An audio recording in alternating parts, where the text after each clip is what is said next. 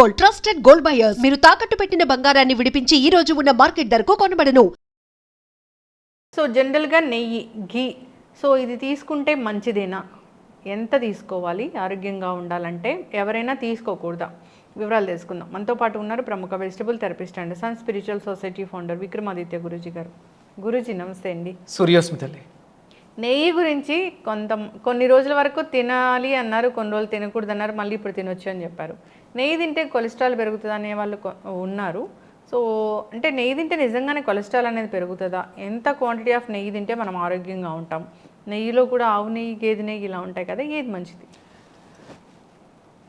కొన్ని దశాబ్దాల క్రితం అంటే 1940s ముందు భారతదేశంలో ఒకే ఒక్క నెయ్యి ఉండేది. ఒకే ఒక్క నెయ్యి అంతే, 100 రకాలు ఏమీ లేవు ఇక్కడ. అప్పుడు భారతదేశంలో జనాభా 30 కోట్లు. స్వతంత్రం రావడానికి పూర్వం భారతదేశ జనాభా 30 కోట్లు. అప్పుడు ఉన్నటువంటి సంపద, పశు సంపద 130 కోట్లు. 30 కోట్లకి 130 కోట్లకి ఎంత ఉందమ్మా వ్యత్యాసం? పశువులే ఎక్కువగా ఉండేవి, అంటే వాటి మీద ఆధారపడి మన జీవన విధానం అంతా వెళ్ళేది. అప్పుడు అంటే ఇప్పట్లాగా విపరీతంగా టీలు తాగటం, అంటే మిల్క్ ప్రోడక్ట్స్ ఎక్కువ యూజ్ చేసుకోవడానికి ఈ పన్నీర్లు ఇవి ఏమీ లేవు.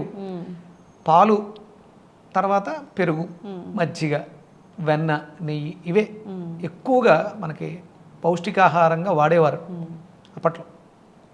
ఒకటే ఒక నెయ్యి, అద్భుతమైనటువంటి శక్తివంతమైనటువంటి నెయ్యి. మరి ఆయుర్వేద గ్రంథాలు ఉన్నాయి మనకి.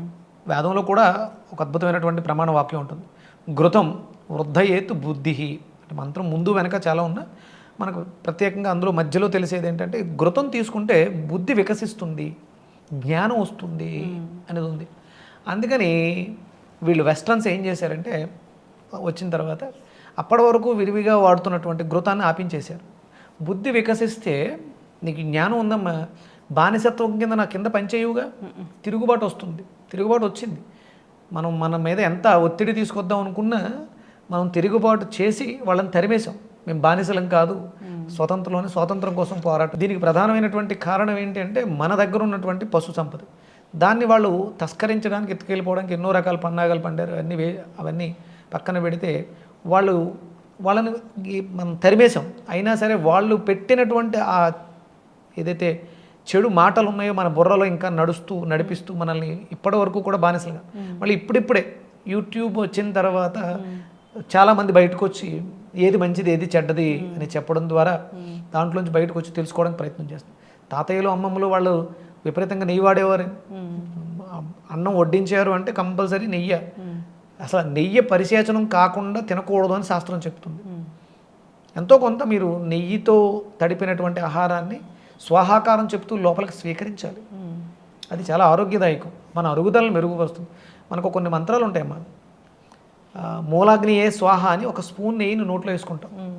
చిదాగ్నియే స్వాహ అని ఒక స్పూన్ నోట్లో వేసుకుంటాం. జఠరాగ్నియే స్వాహ అంటే మనకి మూలాగ్ని, మనల్ని నడిపించేటువంటి అగ్ని ప్రజ్వలించడానికి భోజనానికి ముందు ఒక స్పూన్ నెయ్యి నోట్లో వేసుకోవాలి. అలాగే చిదాగ్ని, ఆలోచన శక్తి బాగుండాలి. చిదాగ్నియే స్వాహ ఒక స్పూన్. జఠరాగ్నియే స్వాహ, మన శరీరంలో జఠరాగ్ని ప్రజ్వలించాలంటే కావాల్సింది ఏంటి? ఆవుని, స్వచ్ఛమైనటువంటి ఆవుని వేస్తే అగ్ని ప్రదీపనం బాగుండి అరుగుదల మెరుగుపడుతుంది. ఇప్పుడు ఇవి లేవు, డైరెక్ట్ అన్నం వేసేస్తున్నాం, గ్యాస్ట్రిక్ అరుగుదల లేక ఇబ్బంది పడుతుంది. అందుకని అంటే 3 స్పూన్ల వరకు మీకు ఇక్కడ కొలమానం వచ్చేసింది. 3 స్పూన్ల వరకు మనం తినొచ్చు 3 స్పూన్స్ హ్యాపీగా. అంటే మన వంటకాలన్నీ కూడా చాలా నెయ్యితోనే ఉంటాయి. ఇప్పుడు సున్నుండలు దేంతో చేస్తారు? నెయ్యితోటే చేస్తారు కంపల్సరీ. సున్నుండ అద్భుతమైనటువంటి పౌష్టికాహారం. ఇలా మనం ప్రతిరోజులోనూ రకరకాలుగా కనీసం ఒక 3 నుంచి 5 స్పూన్ల వరకు గీని అంటే 50 గ్రామ్స్ వరకు తీసుకోవచ్చు. ఒక 25 గ్రామ్స్ తీసుకోవచ్చు హెల్దీ, ఆరోగ్యంగా. ఇది బయట పనులు చేస్తూ మన జీవన విధానంలో పొద్దుటే లెగిసి వ్యవసాయం పనులు కావచ్చు, ఏ పనైనా పనికి వెళ్ళేటువంటి వాళ్ళు ఆరోగ్యకరంగా ఉంటూ నడిచి ఎక్కువ తిరిగేవాళ్ళు 25 ml వరకు గీ తీసుకోవాలి కూడా. ఇక కూర్చుని అంటే ఇప్పుడు ఏసీ రూమ్స్లో కూర్చుని శారీరక శ్రమ లేని వాళ్ళు కొంచెం తక్కువగా తీసుకోవాలి. అది అన్నంలో కంపల్సరీ తీసుకోవాలి. అలాగే చిన్నపిల్లలు అంటే వాళ్ళు తల్లిపాలు తీసుకుని పెరిగారు, అందులో కూడా అద్భుతమైనటువంటి పోషకాలు ఉంటాయి. కంపల్సరీ పిల్లలకి, చిన్న పిల్లలకి ఉత్తి అన్నంలో అప్పుడే అన్నం తినిపించడం మొదలుపెట్టి ఉంటారు కదా, ఒక స్పూన్ నెయ్యి వేసి, ఆవు నెయ్యి వేసి కొంచెం ఉప్పు వేసి పెడతారు అంతే. ఉప్పు నెయ్యి ఇంకేం అక్కర్లే, సరిపోతుంది వాళ్ళకి. చాలా అద్భుతమైనటువంటి ఆరోగ్యాన్ని ఇస్తుంది. ఫాలో అవ్వాలని కోరుకున్నామండి. చాలా చక్కటి ఇన్ఫర్మేషన్. ధన్యవాదాలు. సూర్యోస్మి తల్లి. And for more videos, Please subscribe to iDream. Please subscribe to iDream. Please subscribe iDream. And please subscribe to iDream. For more videos, subscribe to iDream. please like, share, and subscribe to the channel. Congratulations, iDream. Subscribe to iDream. Subscribe to iDream. So subscribe to iDream Media. iDream team అందరికి huge congratulations. Please subscribe iDream Media. Please subscribe to iDream.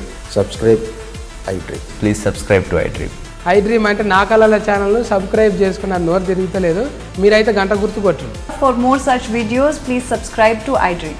Subscribe to iDream. Please subscribe to iDream. Please subscribe iDream Media. Please do subscribe to iDream. Please subscribe to iDream Media. For best entertainment and information, please subscribe iDream. And don't forget to subscribe to